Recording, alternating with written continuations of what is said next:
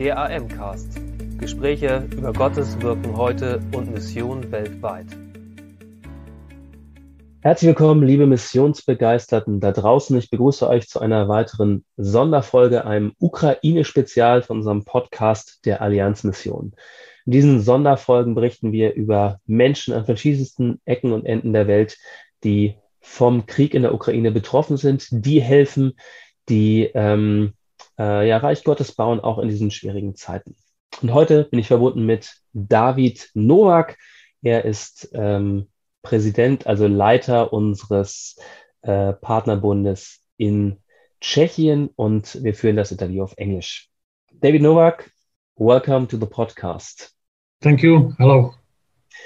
David, you are a president of the Cirkev Bratrska, our partner church covenant in the IFFEC in the Czech Republic. Please provide a short overview about the Cirkev Bratrska. Did I pronounce it right? Yes. So very basically, it's, I would say, typical evangelical church with all typical evangelical emphasis, which means authority of the Bible, what else? Holy life, holy life, sanctification. Can I say that? Then emphasis on fellowship, Christian fellowship, that you as a Christian should be also part of the church. And and then another emphasis is necessity to be born again if you want to be a member of our church. So all these, I would say, very common or typical evangelical emphasis. So far, it is the largest evangelical denomination in our country. We have about 70 churches and another 50, 60 more churches. We call it preaching stations all around Czech Republic. Okay. So why would someone become the president of the Church Covenant in the Czech Republic? How did God put you to this position? Long question. It's even my question. How is it possible? I still feel too young for that position. I think that that our church, like our members, because I was elected, they like risky, so that's why they elected David Novák. No, but I used to be denominational youth pastor. I spent a lot of time, 15 years working with denominational youth. And then they recognized that I'm able to work with people on denominational level. The other thing is also I used to be a pastor of one local church in Prague, and that we started church with 30 people, and this church have grown very quickly. Now we are about 170, 200 plus another 100 kids. I know that it's not just about numbers, but when the denomination saw that I'm able to work also on local level, they gave me, they trust me to become a president. Okay, thank you. That's interesting to get a little more an image of you.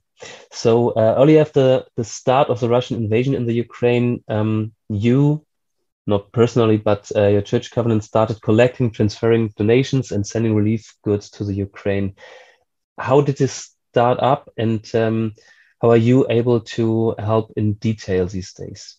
I think that we as a whole Europe, you are shocked.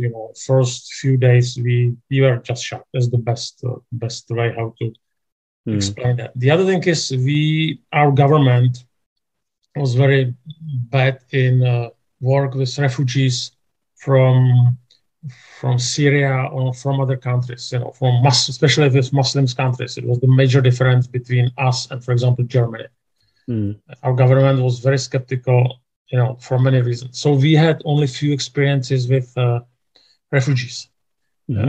We have some refugees in Czech Republic, but compared to other, especially Western countries, it's very, very, very little.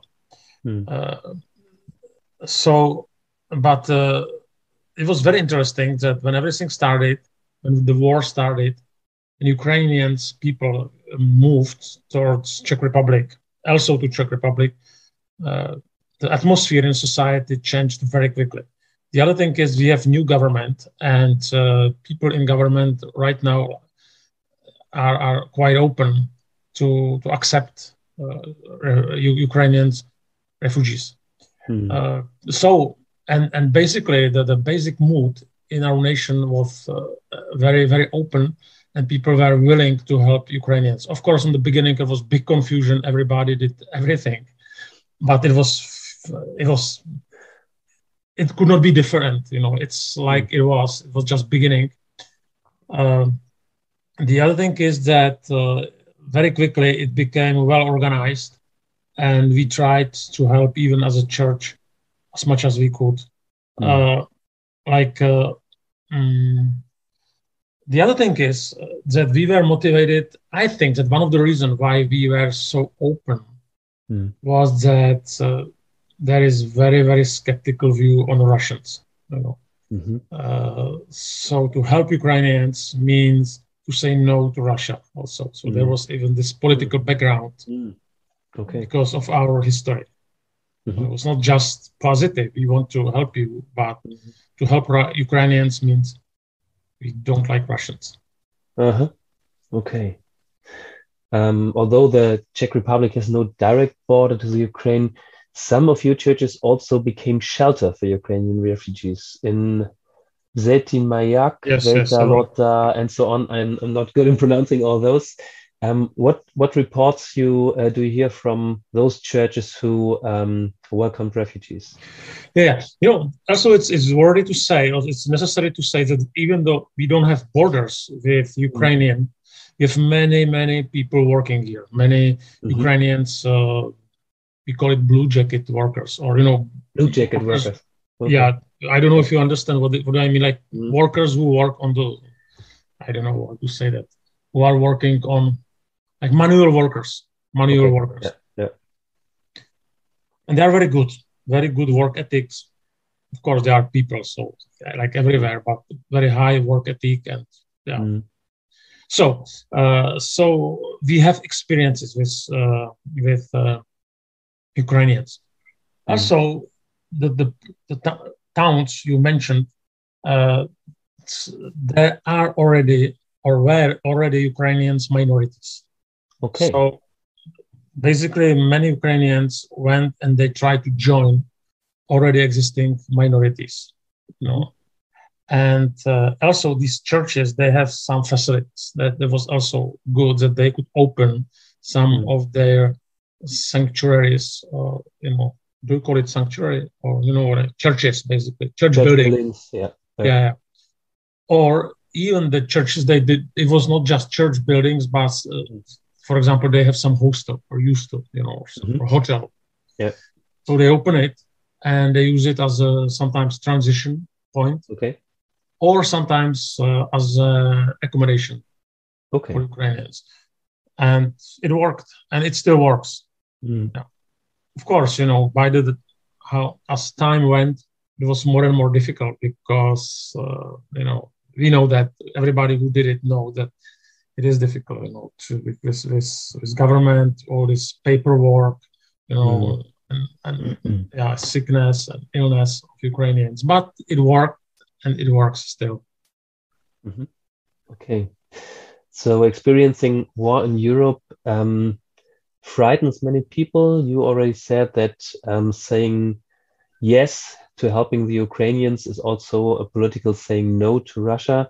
How does the war in the Ukraine affect the Czech Republic, the public publicity, and also your churches in particular? When I start with the church, when everything started, the church, we had, for example, it never happened before, like prayer chain, for several weeks, every 30 minutes, every half hour, people put their names into this prayer chain. It was on internet. 3 weeks. It was unbelievable. People prayed and prayed and prayed. It was very powerful. They gave a lot of money. They really, but they helped, basically. They prayed, they helped. Practically, they gave. I remember, for example, in our church, I in Prague, I'm president of the church, but also I'm attending the local church, and big truck came, and they said that they need some medical stuff, and I don't know what else, some stuff for refugees. And one day it was full. It was unbelievable how people. Okay. Wow. Yeah. But it's not possible to do that all the time. So now people are still interested, but not like it used to be. It's not possible to give so much money every day or every other day. The church is praying. Church is still developing some activities, but it's not so active. Okay. Also, it's more professionalized now. Okay. That's also a good thing. Yeah. The other thing is how it influences like Czech Republic as a let's say politically or as a country. Of course, as everywhere, the prices are coming up and up and up. We have 14% inflation, which was never before. So it's high inflation. It's not terrible, but 14% of inflation is not. It's not funny. It's we are not dying, we are not starving, but yeah. So people are afraid, basically. So, for example, prices of gasoline, or benzene, or so it used to be like 30 crowns per liter. Now it's 50 crowns per liter. So people need cars, and it influences everything. Prices of food and of everything, because you need cars, basically. So it influences prices, basically, and people are getting more and more nervous. So they like Ukrainians, at the same time they like good prices. Now, that's the problem. What we are afraid of, that there are more and more. Always, when such a situations take place, there are, we call it populistic parties, and they have easy solutions. You will get out. You are giving too much money to Ukrainians. What about our people? Our people, they don't have. They don't have. They don't have. It's everything is very expensive. They cannot afford to go to holidays, for example, for holidays, and Ukrainians, they have, or Ukrainians are coming in, they have nice, for example, clothes. Are they really refugees if they can afford Adidas sneakers or stupid? So that's a dangerous mood in our society. We are aware of that, and especially in small villages, small towns, it is. I would say, like, dangerous atmosphere. So we pray for better situation, and I'm sure that it's not just in Czech Republic; it will be everywhere. Where do you see God working in this moment, in the midst of all this suffering and war? I think that there are a few. First, we pray more, definitely. We know how our world is extremely fragile. That's one thing. We knew that before, but immediately you realize that the war is nearby, and you see that the Russia is really, it's like IFFEC, it's like terroristic, but it's bigger. It's terrorist state, and Putin is like somebody like Hitler or Stalin. So it is very dangerous, and people are afraid, They are afraid, and they pray.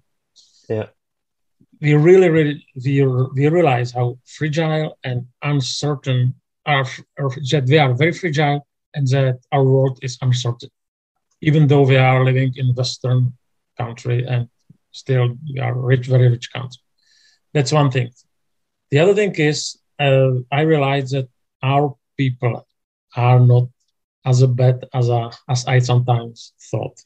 When they see that people are in need, they are able to sacrifice something. So I am proud of our people, from our church, even from our nation. Some people, of course.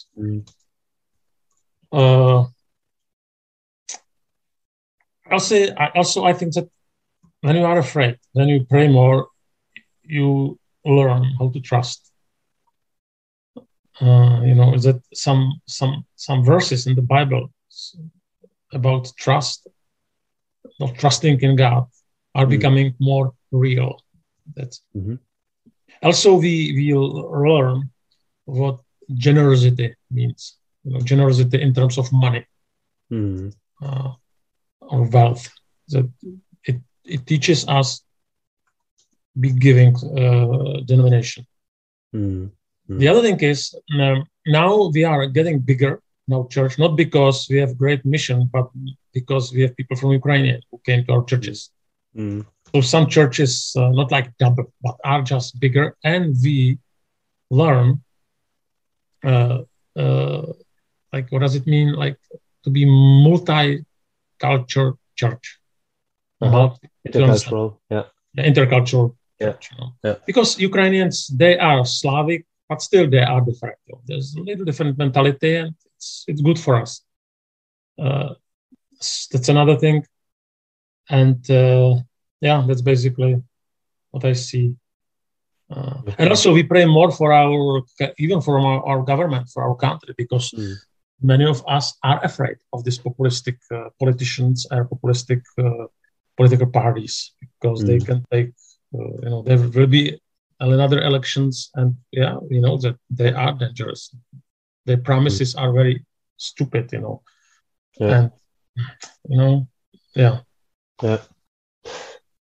Thank you. Last month, you sent a whole truckload with humanitarian aid to the Ukraine. Wasn't the first. What do you experience? What is most needed at the moment for the refugees arriving in the Czech Republic, and also in the Ukraine, where you sent the humanitarian aid to?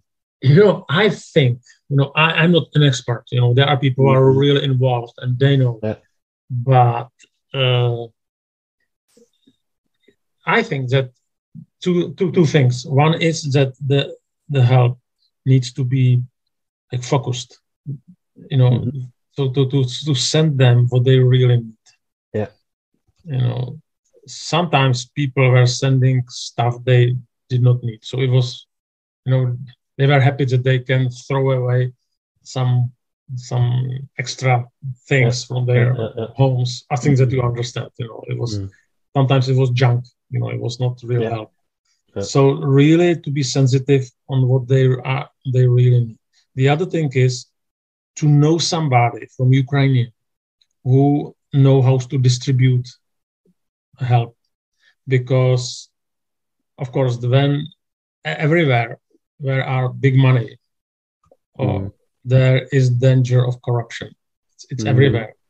Yes. There are people. And the other thing is we have long history of helping Ukraine as a Czech church. Yes. Even under communism. Long. So we know that corruption is always a problem in that part of the world. It's everywhere. But in Ukraine, it was special. And we had some terrible experiences. It doesn't mean that we should not be giving, but we should know where the help goes. We should not be naive. And their mentality is sometimes really different. And I remember when we sent, some money or some stuff, and 60% stayed in pastor's home, because pastor is somebody, in their mentality. It doesn't mean that it's now. What I only want to say is we need to know where the money will go and who is responsible for distributing of help. And I'm saying that because of long history from Ukrainians, people, churches. So, and the last thing is what they need still is money, because if they have money, they know how to spend them and how to spend them. Okay. So you say what we need most is focused help and the right key persons to trustworthily distribute this help, and sometimes just money for the people to be able to buy what they need in their place. Yeah, but again, as long as we send money, we need to be sure who will get the money and how he will distribute it. Yeah, that is an experience that we just share, that it's really important with our financial support for the Ukraine to find people in the country.